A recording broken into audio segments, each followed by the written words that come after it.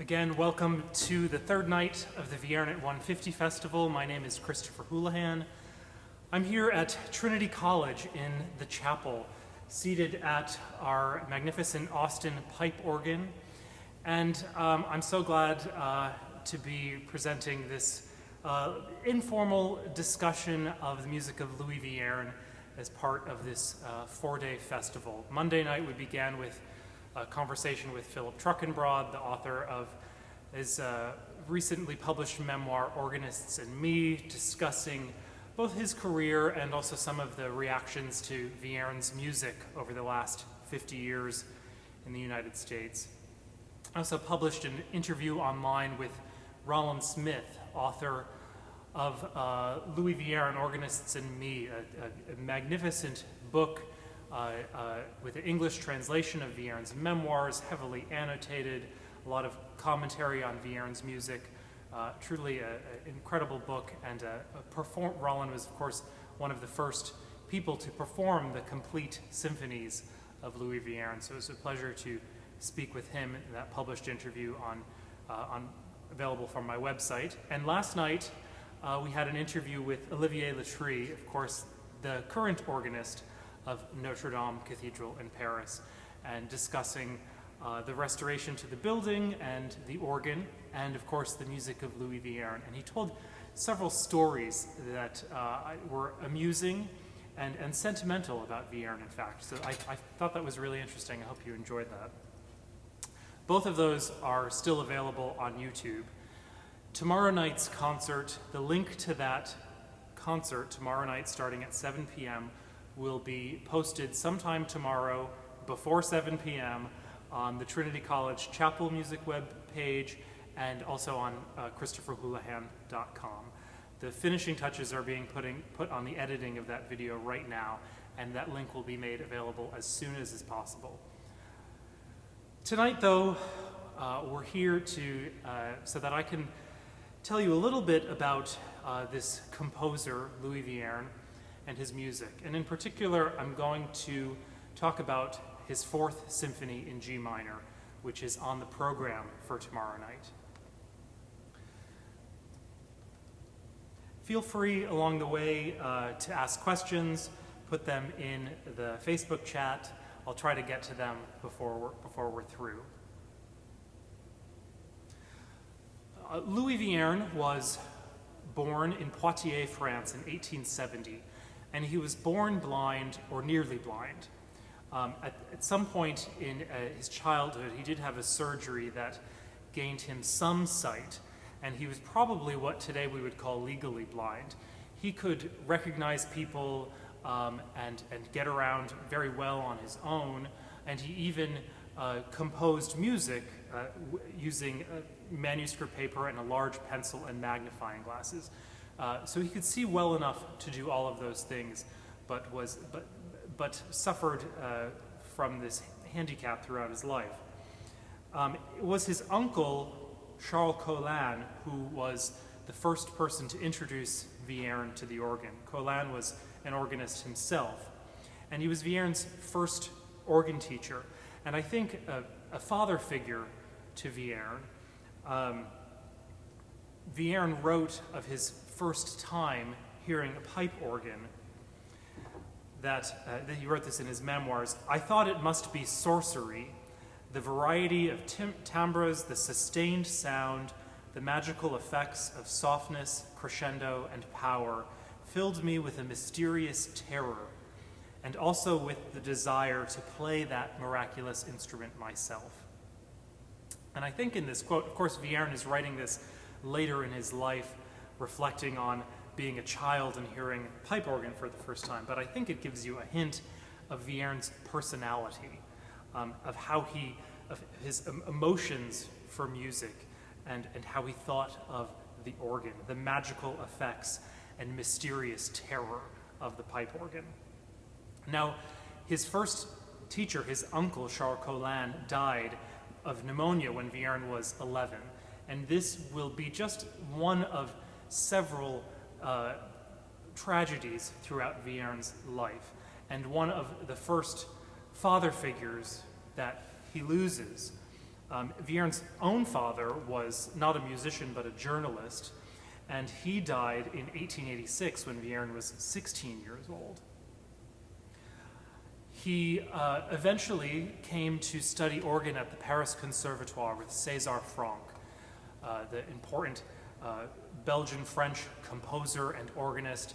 Franck was the first to use the pipe organ like a symphony orchestra. And in particular, he wrote a piece called the Grande Pièce Symphonique, which is sort of the first French solo organ symphony. Vierne idolized Franck. Many of Franck's pupils idolized Franck. And in many ways, again, Franck was like a father figure to Vierne. Vierne started as an auditor in the organ class for a year, and then as a formal student in October of 1890. Vierne is now 20 years old. Finally, formally in the class with César Franck, and a month later, Franck dies too. Again, this is, I think, foreshadowing one of many tragedies that will accompany Vierne throughout his life. Then, Charles-Marie Vidor, another very important French organist and composer, who had taken up the mantle of composing symphonies for the pipe organ.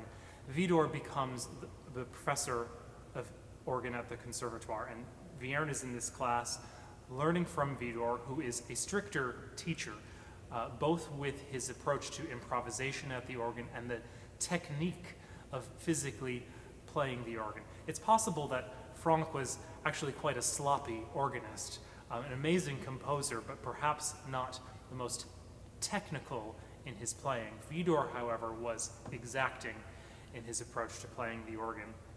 And Vierne became not only Vidor's assistant to teaching the organ class, but Vidor's assistant at the Church of Saint-Sulpice, where he was organist for many years.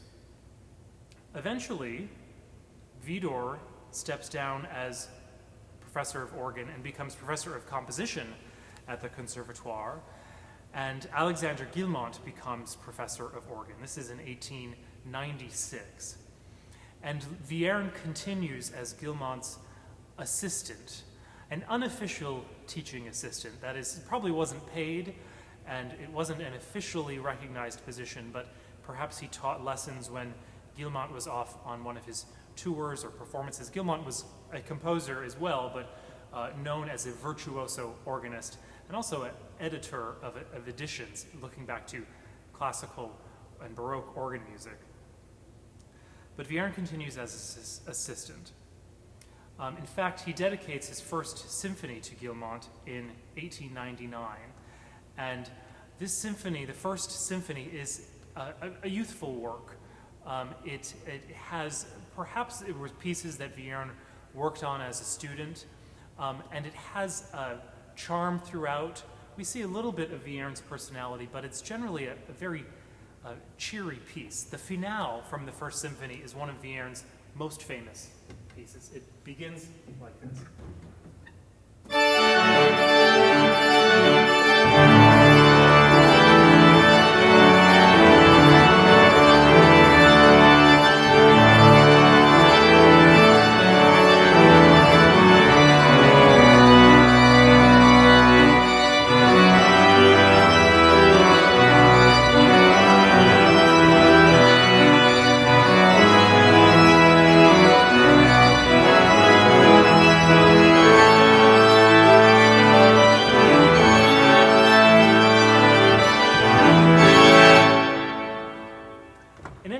I just play that to keep that in mind when we arrive at the finale of the Fourth Symphony. Quite a contrast, I think you'll find.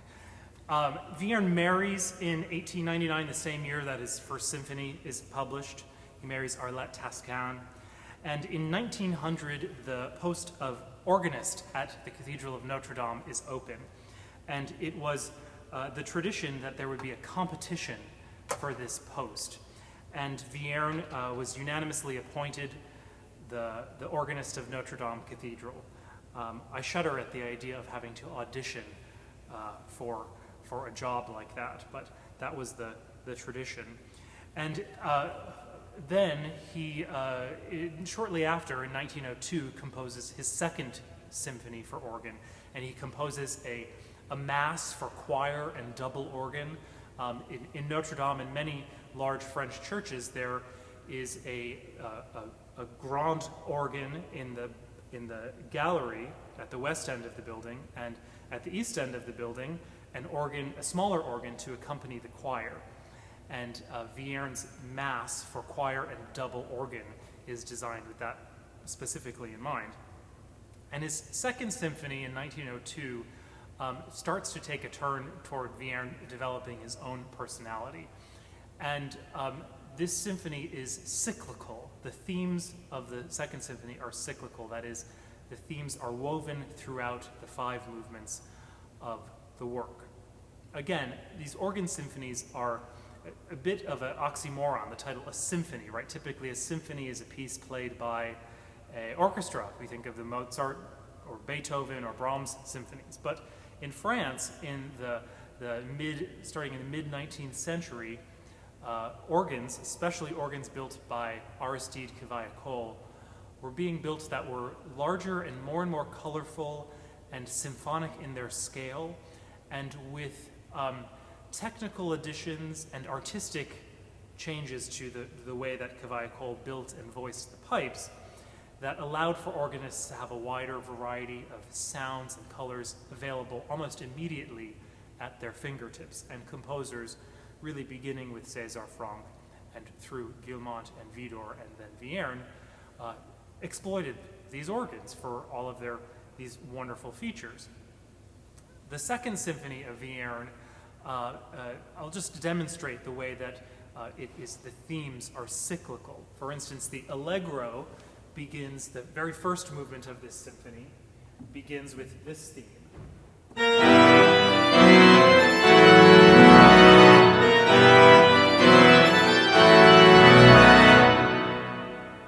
little agitated.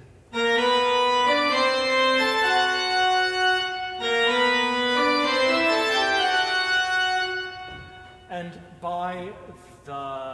when we arrive at the cantabile, which is the 4th movement out of the 5 movements of the symphony, that theme has transformed into a beautiful melody. Excuse me.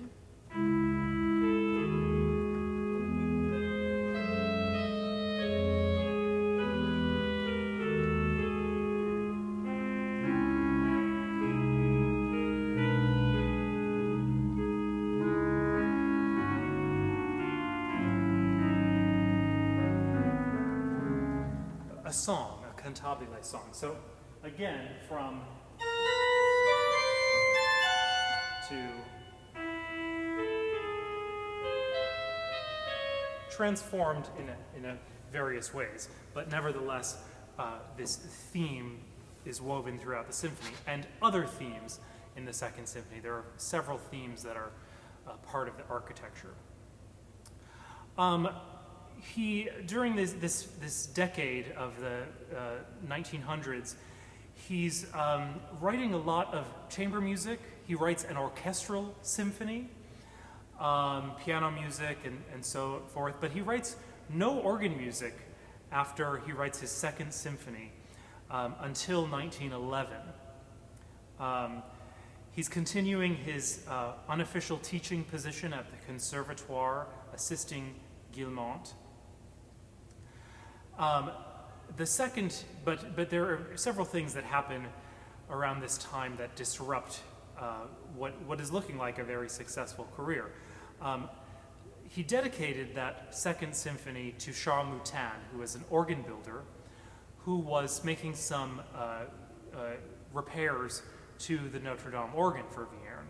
And he dedicates to my friend Charl Moutin. This is 1902. Well, by 1909, Veyron is divorced after discovering that his wife was cheating on him with Charl Moutin, his friend. By 1910, he's living with a new partner, Jean Monjovet. And in 1911, Guilmant dies. And once again, the position of professor of organ at the Conservatoire is open. And here is Veyron for over 15 years serving as a very dedicated assistant to these two professors. And he's organist of Notre Dame in Paris. He's written all this successful music for organ and other instruments. But for whatever political reason, he is passed over for this job. Gabriel Fauré was director of the Conservatoire, and he more or less gave the position to Eugène Gigoux, who was a fairly old organist composer, not particularly virtuosic or distinguished composer, but a friend of Fauré's. Not really, it's a little murky exactly what went down there, but Veyron is passed over, and he's quite upset by this. He quits his job, refuses to assist Gigoux in the way he had Vidor and Guillemot, but his partner at the time, we could tell from his diaries, said, well, Louis, you should write a new symphony for the organ and basically show them who's boss. And we can see that from there he wrote the opening pages of his third symphony, which begins with a very dramatic, rather frustrated theme.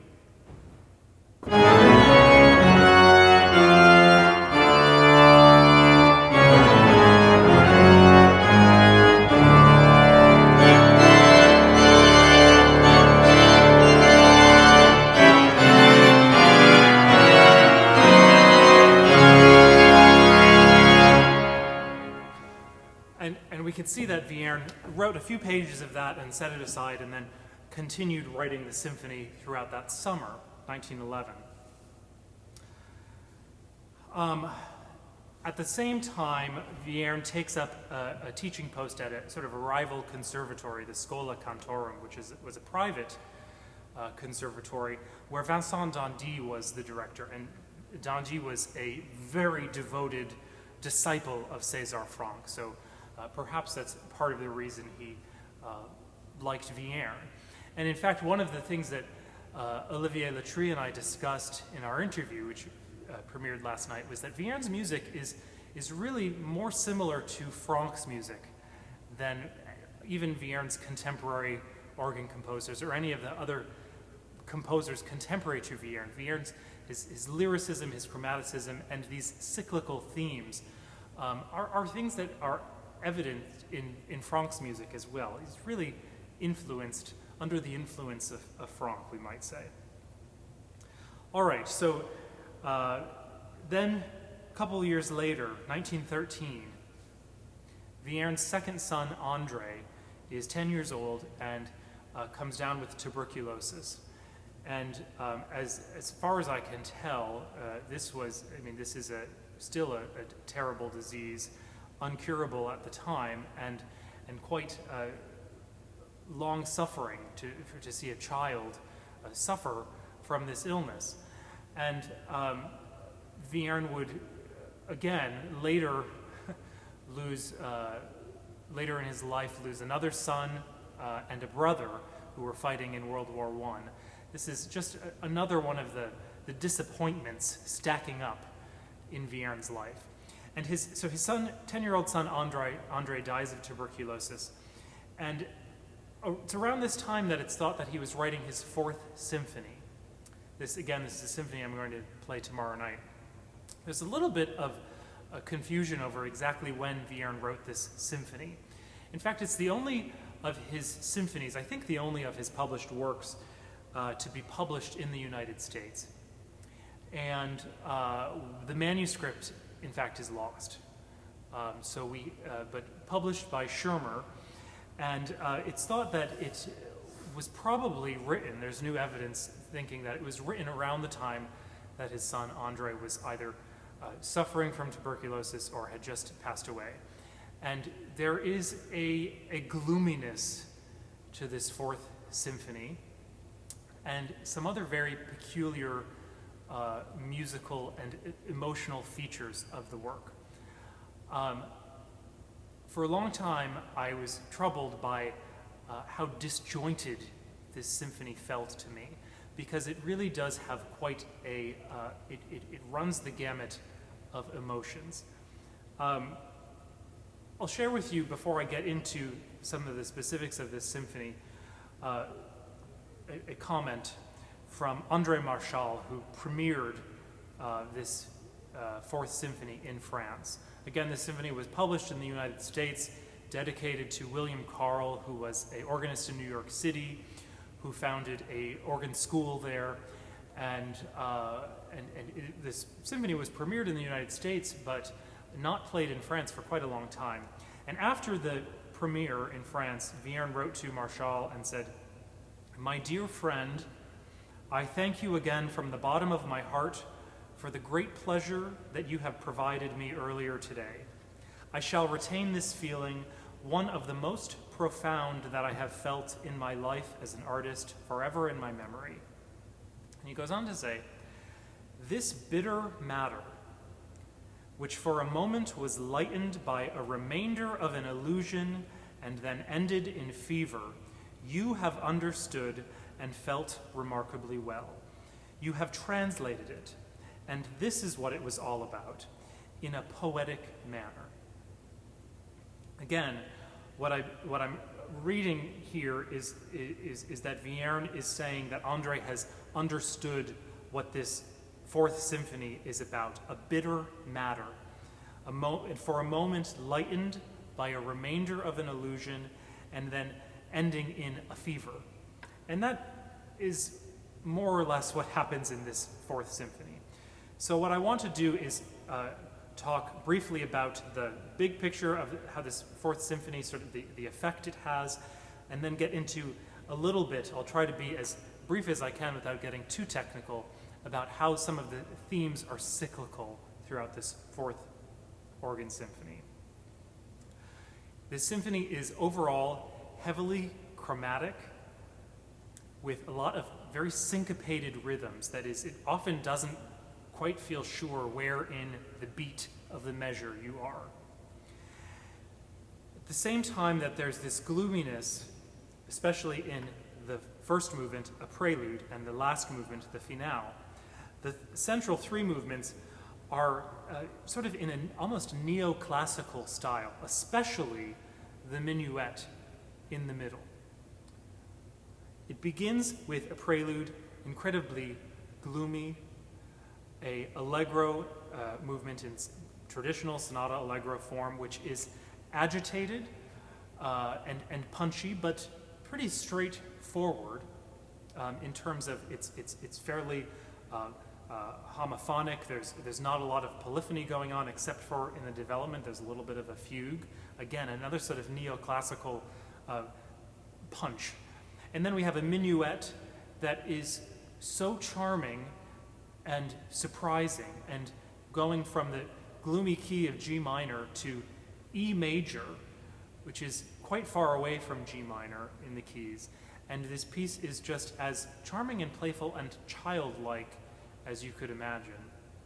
There's a romance that follows, a kind of piece with a lyrical cantabile, clear melody, a song perhaps, which has a moment of a hearkening back to the prelude, and then a finale which is absolutely virtuosic, chromatic, terrifying, and thematically linked directly to the prelude. So let me show you a little bit about what goes on specifically in this symphony.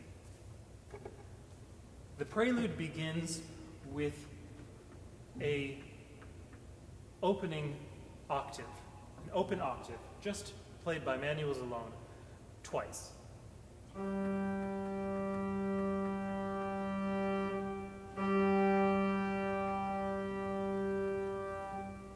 Sort of like a death knell, perhaps, but certainly very ominous. And that pedal point, that ring, that toll, continues as the pedals play what is the main theme of the symphony, certainly the main theme of this prelude. Again, syncopated.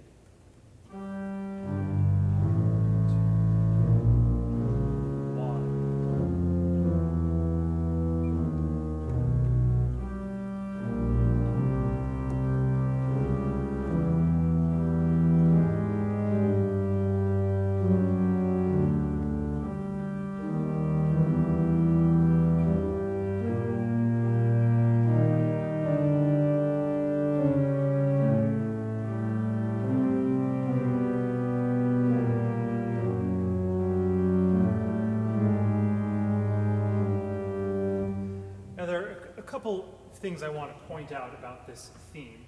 The very first half of the theme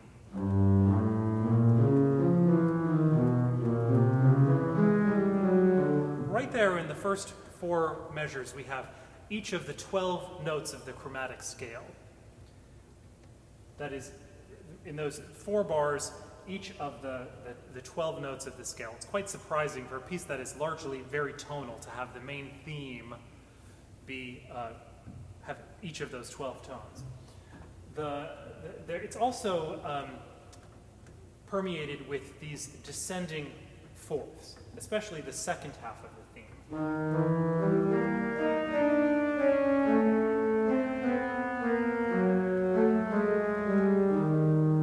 We have these descending diminished fourths, quite a peculiar interval, actually.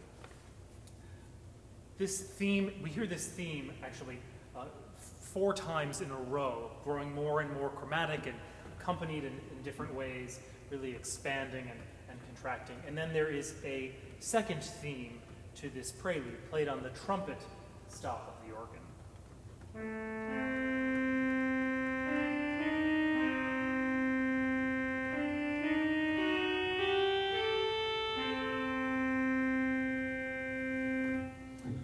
Again, it is a theme that outlines diminished chords, right? We have,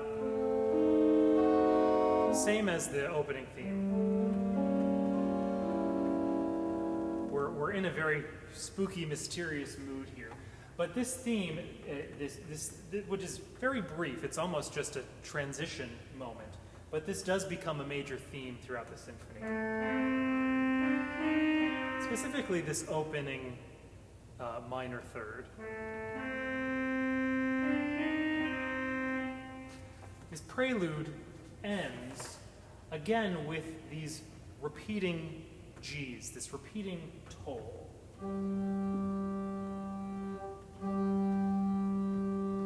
And in fact, it ends quite ominously without a third in the chord. That is, we have a root and a fifth, but it's neither major nor minor. It's leaving it quite open. The second movement is an Allegro.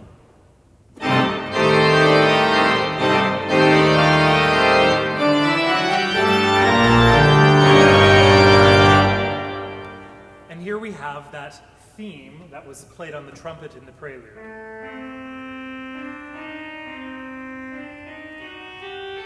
It becomes transformed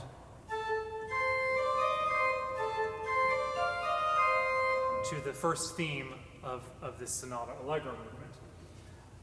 The second theme of this movement is taken from the second half of the theme of the prelude, the first theme. Again, that gloomy theme played in the feet.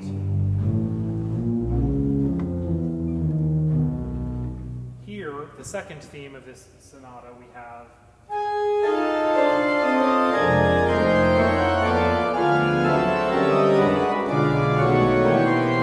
so again, if you listen carefully, you'll hear those descending diminished fourths.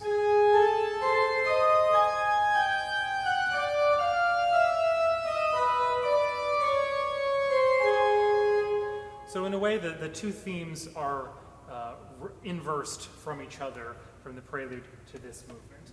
There's a brief fugue that happens in the development section of this piece, based again on that theme played by the trumpet.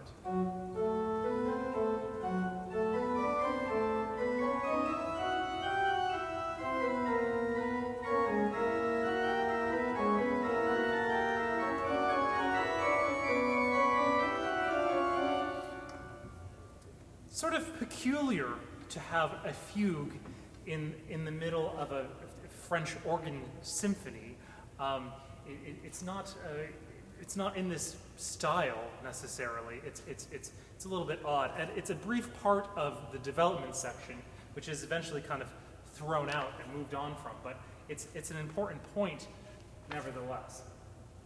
So these two themes make up the first and second movement of this symphony. And it ends very aggressively and very moody.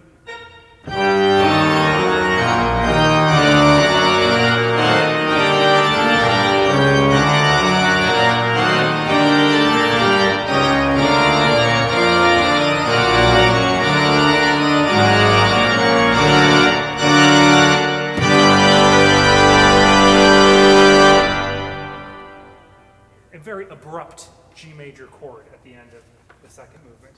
And then we get to, like I pointed out, this minuet, which to me has such an eerie quality coming after this prelude and this Allegro movement. And it couldn't be any more opposite from what's happened.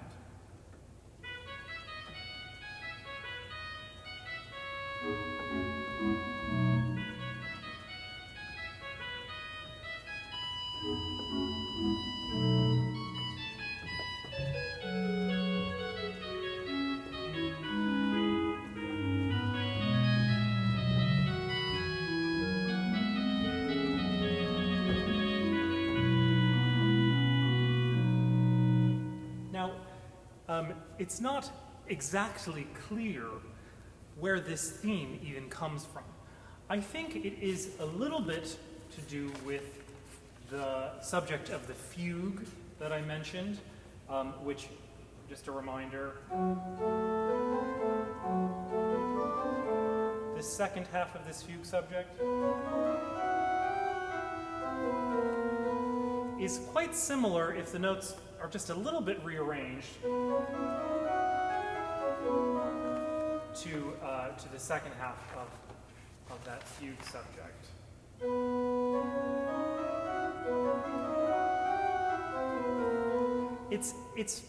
I think it hints at that theme, but again, it's almost of a totally different world, almost of a totally different piece. I do think the other important thing, though, is that we have these descending fourths still, but now perfect fourths, not these awkward diminished fourths, but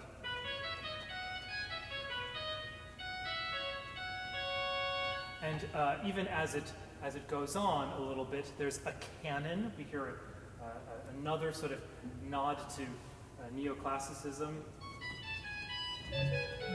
This fourth. So even if the theme isn't exactly cyclical in this case, it has unifying elements. The middle section of the trio section of this minuet, again, dreamy, sort of a little sensual and wistful. Interestingly, there is a minuet in the third organ symphony by Vidor that has a lot of similar qualities to this one. Even the second movement of this symphony is a little bit like a movement from a Vidor symphony. And this romance that follows, a little bit like Vidor as well. There's something about this fourth symphony for Veyron that is, perhaps there's something troubled going on in his personal life that's influencing this, but there's also kind of this pull in the prelude and the finale to what comes next in his compositional period, but also in sort of these internal moments, a reference to earlier styles. The romance that follows begins with descending fourths. Just a short introduction of three descending fourths.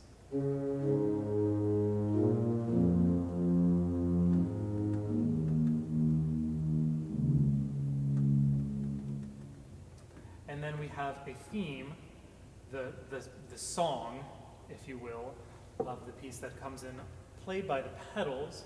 Veyron calls for an oboe, accompanied by strings in the hands.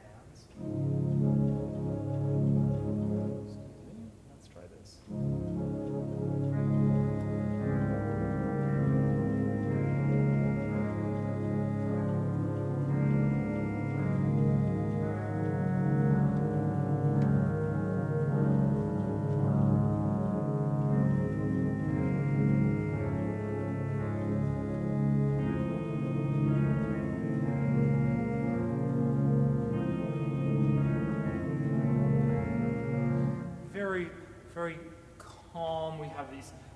these 16th notes in the hand gently pulsating in the background.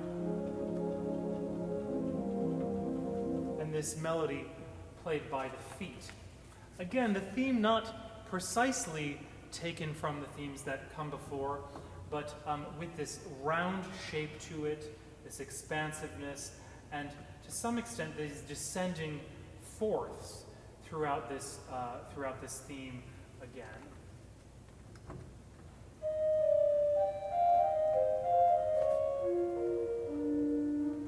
This descending lines throughout it. This melody we hear, and then we abruptly arrive at this cadence. Without any context, that doesn't help you.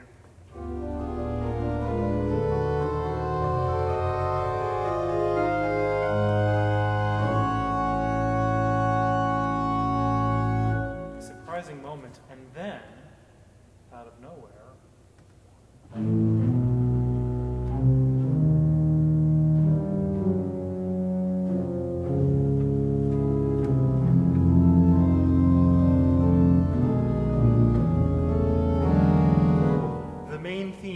Prelude returns. So we're almost awakened from this dream, or perhaps we're in a dream.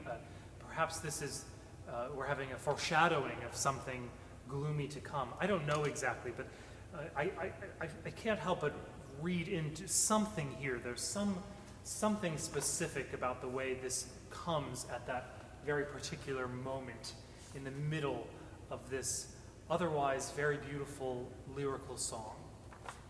And then we arrive at the finale, where we have the two themes from the prelude again put in sort of competition with each other. We also have another, basically a sonata allegro movement, but with a kind of toccata texture. We have a perpetual motion toccata, constant eighth notes throughout here, but still a first theme and a second theme, a development and a recapitulation with a coda, very clear. Vierne forms are nearly always very clear. Structurally, is very straightforward, and he pushes the boundaries of chromaticism. But again, we have this theme from the prelude transformed into something different.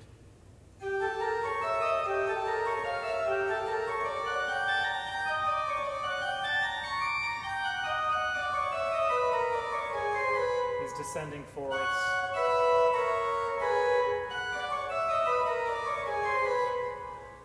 Almost immediately, the return of those repeated G's from the beginning in the right hand. Now, punchy, agitated, syncopated again.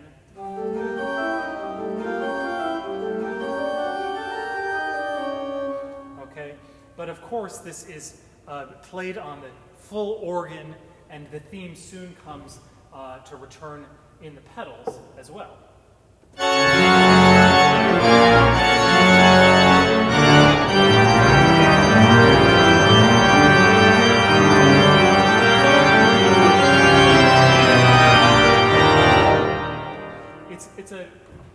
It's quite a difficult. I would say it is a difficult thing to play that theme on the pedals, and this is Vierne also pushing this sort of the virtuosity necessary for the organist.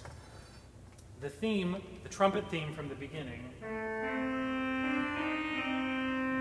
comes back as the second theme of this finale.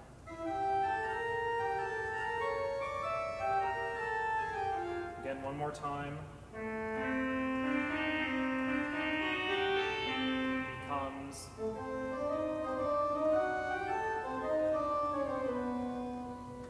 So we have these two themes sort of in competition with each other throughout this piece. In fact, in the development section, they're put right next to each other. The left hand plays the theme first, and then plays the first theme, and then the pedals play the second theme right after it, with the right hand punching with this syncopated octave, sort of again, that death knell returning.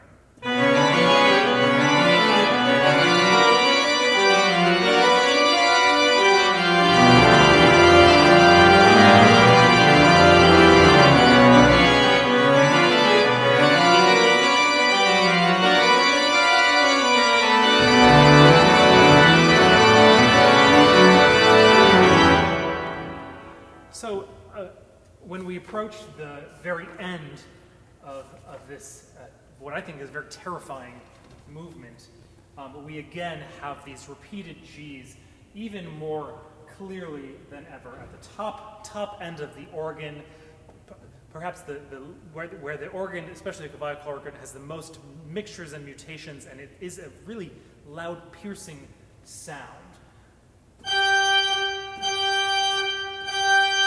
Right above the theme. It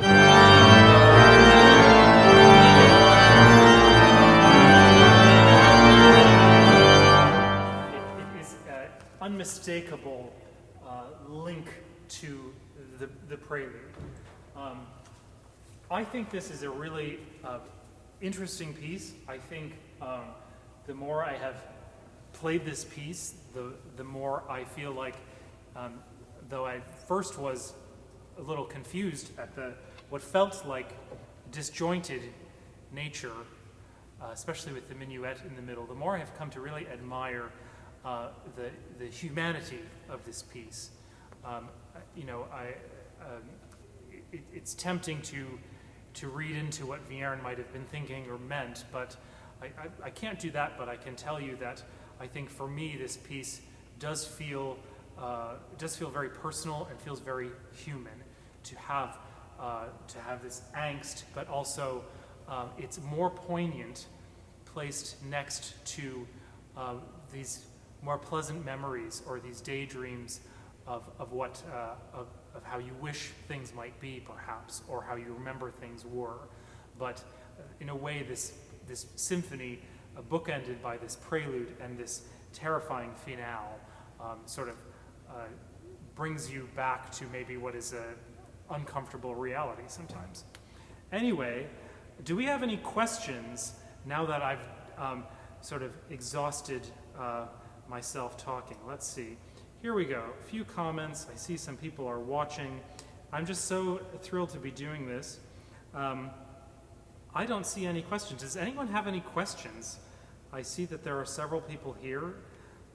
Questions about Louis Vierne, questions about the organ in particular. I would just say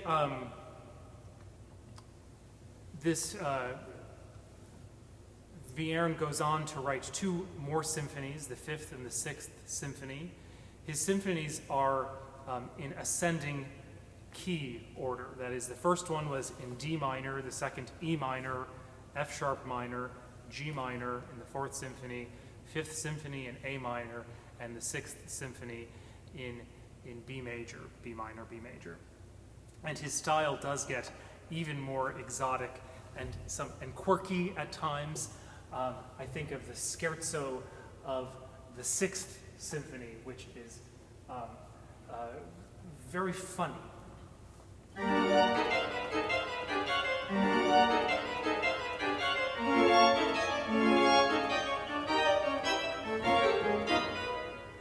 Anyway, just an example of where Vierne goes from this Fourth Symphony. The Fifth, like I hinted at, his life continues to be quite difficult. He spends several years in Switzerland undergoing state-of-the-art eye treatments to try to improve his sight. At one point he falls in a ditch and breaks his leg, which is of course quite a setback for an organist, and he had to relearn how to play the pedals. He lost another son and his brother to World War I. The organ at Notre Dame seems to have constantly been in a state of disrepair.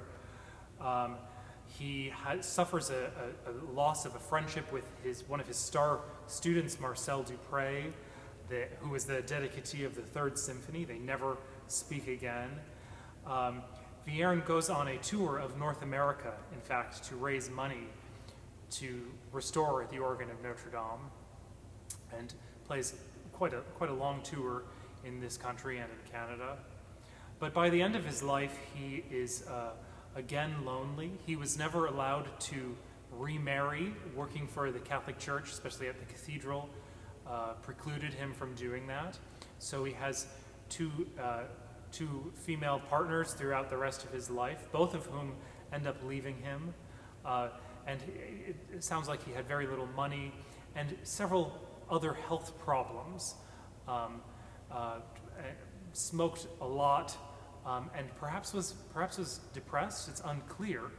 However, what I always notice about his music is that it seems to maintain a sense of humor, like that scherzo that I just played for you. It's devilish, but kind of with a wink.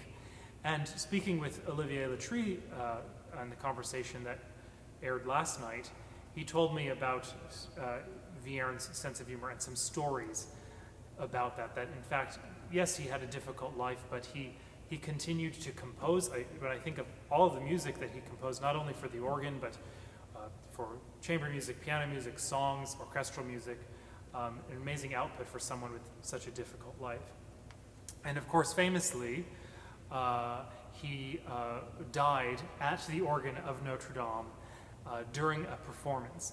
It was, in fact, for whatever reason, the cathedral decided there were to be no more organ recitals in the building, but a final recital was arranged. And Veyron shared the program with his student Maurice Duruflé. Veyron began with a composition of his, and then was set to improvise.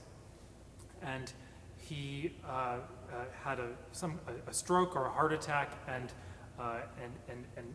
collapsed, falling on a low note of the pedal board, and died there basically at the keyboards of Notre Dame.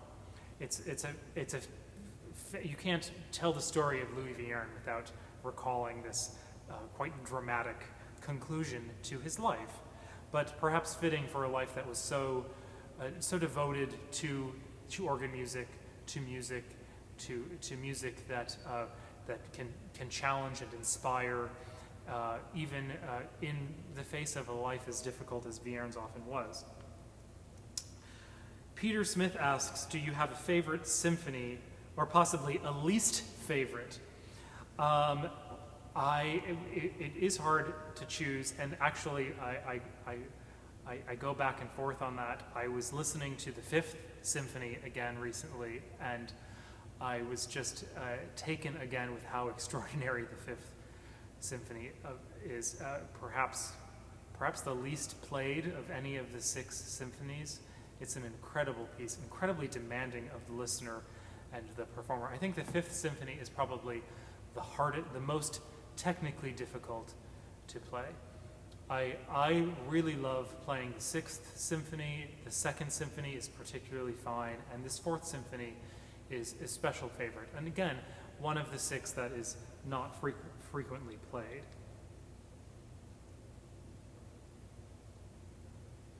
Really missing in-person concerts. Me too. Absolutely.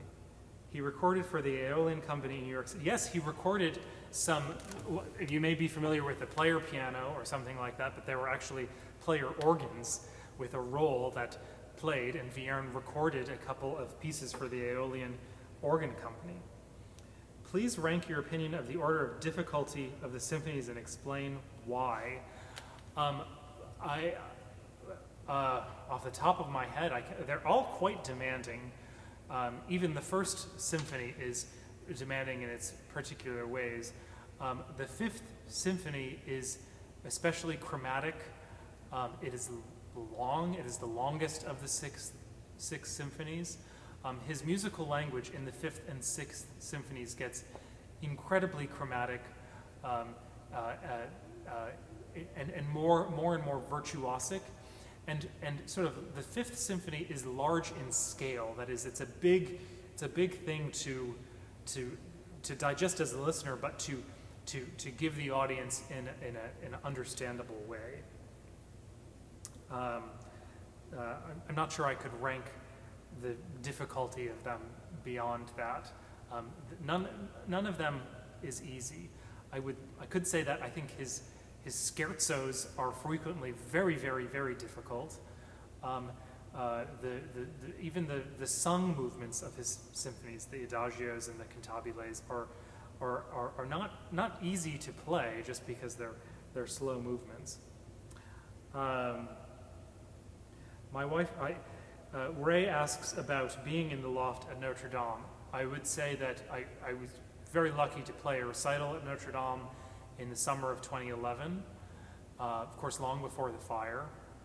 And you practice in the middle of the night at the cathedral. Of course, it's filled with tourists, normally filled with tourists during the day. And they give you, I think it's something like 10 p.m. till 1 in the morning. You have a couple nights to practice. At least that's what it was 10 or so years ago. And yes, it is very moving to be in Notre Dame without anybody else, right? It's quiet. You almost never hear that building be perfectly quiet. But to have your hands on this enormous and very powerful instrument making music in this historic space that is probably the birthplace of all of harmony, it's incredible. It's just moving. I have no words for it. Very, very special. Very special.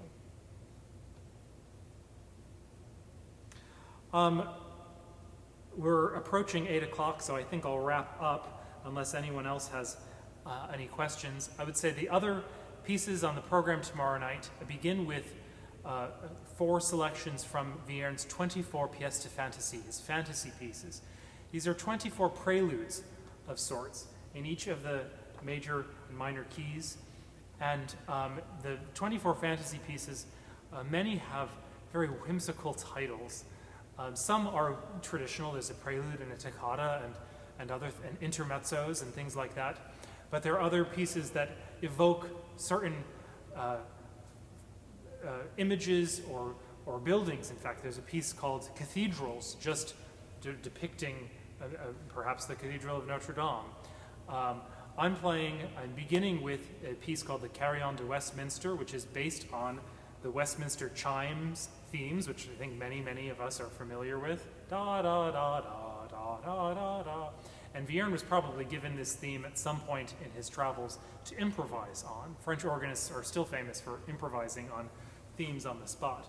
And Veyron wrote out this wonderful piece that builds and builds and builds on this theme. And then I'll play a piece called Naiad, which is water nymphs. And it has very flighty, fantastical images of water fairies. I think of the piano preludes of Debussy, I think, when playing this piece. And then, speaking of Debussy, Veyron has his own piece depicting Cleodolone Moonlight with beautiful string stops on the organ and the flute harmonique stops. Again, the organ is like having a whole symphony at your fingertips. And Veyron, I think, is particularly good about exploiting, in the best sense of the word, all of these colors and sounds that are available on a great organ. And then his toccata in B-flat minor, which is similar in a way to the finale of the Fourth Symphony, perpetual motion in a very cranky key and to a very exciting conclusion. Memories of a Veyron cycle in Montreal. Yes, that was amazing. That was the summer of 2012. I played all 6 of Veyron's organ symphonies in 6 concerts throughout North America. Looking forward to the concert tomorrow night.